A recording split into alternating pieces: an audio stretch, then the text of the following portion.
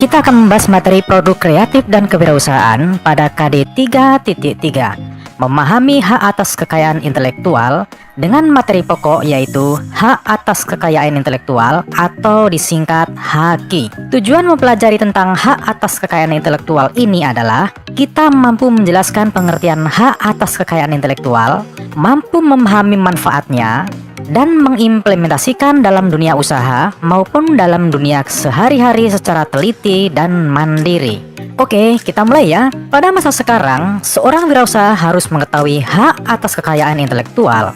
Karena jika wirausaha membuat sebuah karya atau cipta, maka hasil karya atau cipta tersebut harus dipatenkan agar memiliki nilai penghargaan dari yang kita buat atau kita hasilkan. Sekecil apapun karya yang kita buat, tetap merupakan hasil kekayaan intelektual yang harus dihargai dan dinilai dengan baik. Pengertian hak atas kekayaan intelektual atau HAKI atau hak kekayaan intelektual disingkat HKI adalah hak yang berasal dari hasil kegiatan intelektual manusia yang memiliki manfaat ekonomi. HAKI merupakan terjemahan dari Intellectual Property Right atau IPR. Adalah hak yang berasal dari hasil kegiatan intelektual manusia yang mempunyai manfaat ekonomi. Konsepsi mengenai HAKI didasarkan pada pemikiran bahwa karya intelektual yang telah dihasilkan manusia memerlukan pengorbanan tenaga, waktu, dan biaya. Berdasarkan konsep ini, maka mendorong kebutuhan adanya penghargaan atas hasil karya yang telah dihasilkan berupa perlindungan hukum bagi HAKI. Tujuan pemberian perlindungan hukum itu untuk mendorong dan menumbuh kembangkan semangat berkarya dan mencipta.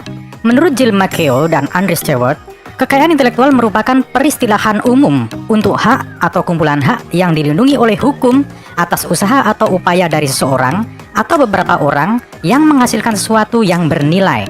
Dengan kata lain, lebih dikhususkan untuk perlindungan atas investasi ekonomi dari seseorang atau beberapa orang yang mempunyai daya cipta.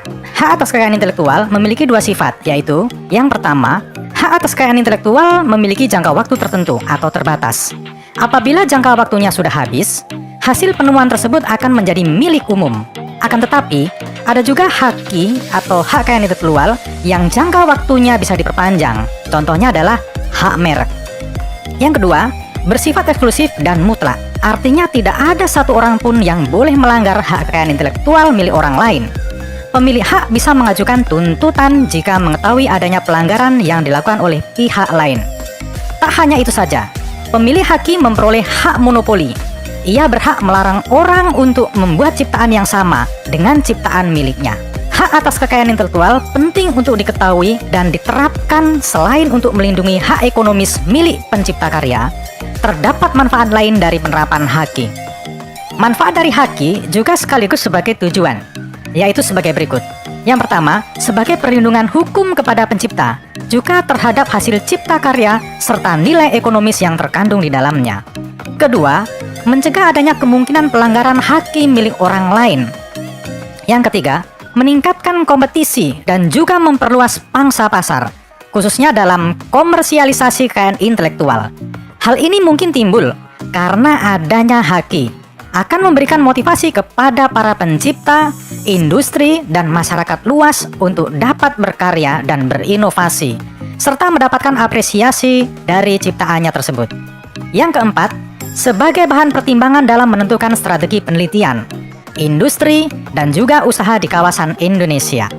Setiap hak yang termasuk kekayaan intelektual memiliki konsep yang bernama konsep hak atas kekayaan intelektual atau HAKI. Berikut ini merupakan konsep HAKI. Pertama, HAKI memiliki kewenangan, kekuasaan untuk berbuat sesuatu atau undang-undang dan wewenang menurut hukum. Kedua, kekayaan hal-hal yang bersifat ciri yang menjadi milik orang.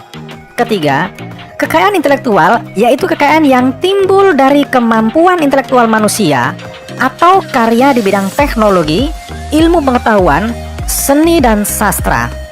Dihasilkan atas kemampuan intelektual pemikiran, daya cipta, dan rasa yang memerlukan curahan tenaga, waktu, dan biaya untuk memperoleh produk baru dengan landasan kegiatan penelitian atau yang sejenis. Selain konsep, HAKI mempunyai prinsip, Prinsip haki berlandaskan pada kepentingan dan peranan pribadi individu dengan kepentingan masyarakat. Berdasarkan sistem tersebut, hakim mempunyai beberapa prinsip, antara lain sebagai berikut. Yang pertama, prinsip keadilan, yaitu berdasarkan prinsip ini, hukum memberikan perlindungan kepada pencipta berupa suatu kekuasaan untuk bertindak dalam rangka kepentingan yang disebut hak. Pencipta yang menghasilkan suatu karya berdasarkan kemampuan intelektualnya wajar jika diakui hasil karyanya. Kedua, prinsip budaya. Prinsip kebudayaan yakni perkembangan ilmu pengetahuan, sastra, dan seni untuk meningkatkan kehidupan manusia. Ketiga, prinsip sosial. Prinsip sosial mengatur kepentingan manusia sebagai warga negara. Artinya, hak yang diakui oleh hukum dan telah diberikan kepada individu merupakan suatu kesatuan, sehingga perlindungan diberikan berdasarkan keseimbangan kepentingan individu dan masyarakat. Yang keempat, prinsip ekonomi. Prinsip ekonomi yakni hak intelektual berasal dari kegiatan kreatif suatu kemauan daya pikir manusia yang diekspresikan dalam berbagai bentuk yang akan memberikan keuntungan kepada pemilik yang bersangkutan. Berbagai karya intelektual memiliki dasar-dasar tersendiri. Berikut ini merupakan dasar dari haki untuk karya intelektual, yaitu 1. Hasil suatu pemikiran dan kecerdasan manusia yang dapat berbentuk penemuan, desain, seni, karya tulis, atau penerapan praktis suatu ide. 2. Mengandung nilai ekonomis. Oleh karena itu, dianggap suatu aset komersial. Berdasarkan WIPO atau World Intellectual Property Organization, yaitu Badan Hak Kekayaan Intelektual Dunia, menyatakan bahwa hak atas kekayaan intelektual dapat dibagi menjadi dua bagian, yaitu hak cipta atau copyright dan hak kekayaan industri atau industrial property right. Penjelasan dari kedua hak kekayaan intelektual tersebut adalah sebagai berikut. Yang pertama adalah hak cipta.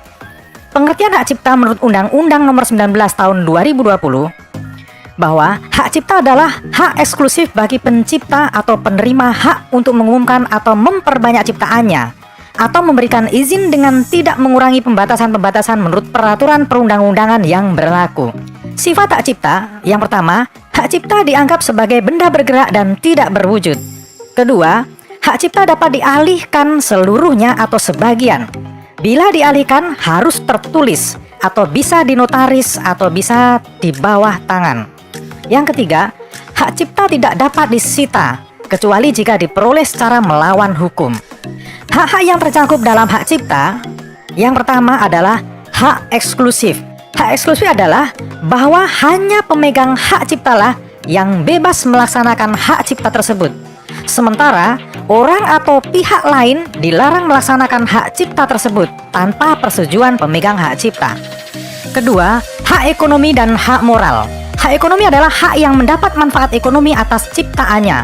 Sedangkan hak moral adalah hak yang melekat pada diri pencipta atau pelaku, misal seni, rekaman, siaran, yang tidak dapat dihilangkan dengan alasan apapun, walaupun hak cipta atau hak terkait telah dialihkan. Hasil ciptaan yang dilindungi Undang-Undang Hak Cipta atau Undang-Undang Hak Cipta Nomor 19 Tahun 2020 adalah karya cipta dalam 3 bidang, yaitu hak cipta ilmu pengetahuan, hak cipta komputer, dan hak cipta sastra yang mencakup 1. Buku, program komputer, pamflet, layout, karya tulis yang diterbitkan, dan semua hasil karya tulis lain. 2. Ceramah, kuliah, pidato, dan ciptaan lain yang sejenis dengan itu. 3. Alat peraga yang dibuat untuk kepentingan pendidikan dan ilmu pengetahuan. 4. Musik atau lagu dengan atau tanpa teks. 5. Drama atau drama musikal, tari, koreografi, pewayangan, dan pantomim.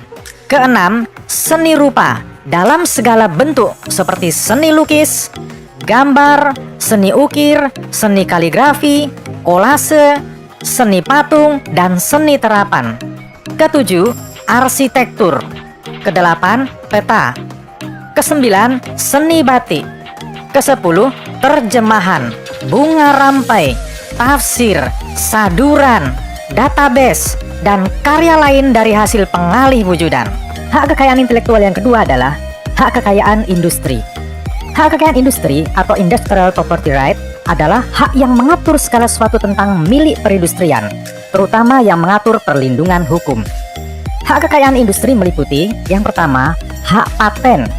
Hak paten adalah hak eksklusif yang diberikan oleh negara kepada inventor atas hasil invensinya di bidang teknologi, yang untuk selama waktu tertentu melaksanakan sendiri invensinya, atau memberikan persetujuannya kepada pihak lain untuk melaksanakannya.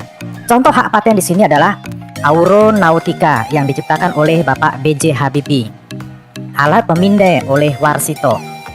Yang kedua, hak merek. Merek adalah tanda yang berupa gambar, nama, kata, huruf-huruf, angka-angka, susunan warna, atau kombinasi dari unsur-unsur tersebut yang memiliki daya pembeda dan digunakan dalam kegiatan perdagangan barang atau jasa. Contohnya adalah yang berupa gambar, misalnya logo Apple, Nike, logo sayap pada Honda, dan lain-lain. Yang ketiga, hak varietas tanaman. Perlindungan varietas tanaman atau PVT atau hak pemulia tanaman adalah hak kekayaan intelektual yang diberikan kepada pihak pemulia tanaman atau pemegang PVT, atau memegang kendali secara eksklusif terhadap bahan perbanyakan, mencakup benih, stek, anakan, atau jaringan biakan, dan material yang dipanen mencakup bunga potong, buah, potongan daun dari suatu varietas tanaman baru untuk digunakan dalam jangka waktu yang telah ditentukan. Contoh dari hak varietas tanaman tersebut seperti bunga lipstik Suka, bunga Hoya Kusnoto yang ditemukan oleh peneliti atau pemulia Pusat Konservasi Tumbuhan Kebun Raya LIPI Bogor, yaitu Ibu Sri Rahayu. Keempat, rahasia dagang. Rahasia dagang adalah informasi yang tidak diketahui oleh umum di bidang teknologi atau bisnis, mempunyai nilai ekonomi karena berguna dalam kegiatan usaha dan dijaga kerahasiaannya oleh pemilik rahasia dagang. Contohnya adalah resep rahasia dari minuman Coca-Cola. Yang kelima, desain industri. Desain industri menurut Undang-Undang Nomor 31 Tahun 2000 didefinisikan sebagai suatu kreasi tentang bentuk, konfigurasi, atau komposisi garis atau warna, atau garis dan warna, atau gabungan daripadanya yang berbentuk 3 dimensi atau dimensi yang memberikan kesan estetis dan dapat diwujudkan dalam pola 3 dimensi atau 2 dimensi, serta dapat dipakai untuk menghasilkan suatu produk, barang, komoditas industri, atau kerajinan tangan. Contohnya, bentuk botol pada minuman fermentasi, terus konfigurasi pada telepon Android, dan lain-lain. Yang keenam, desain tata letak sirkuit terpadu.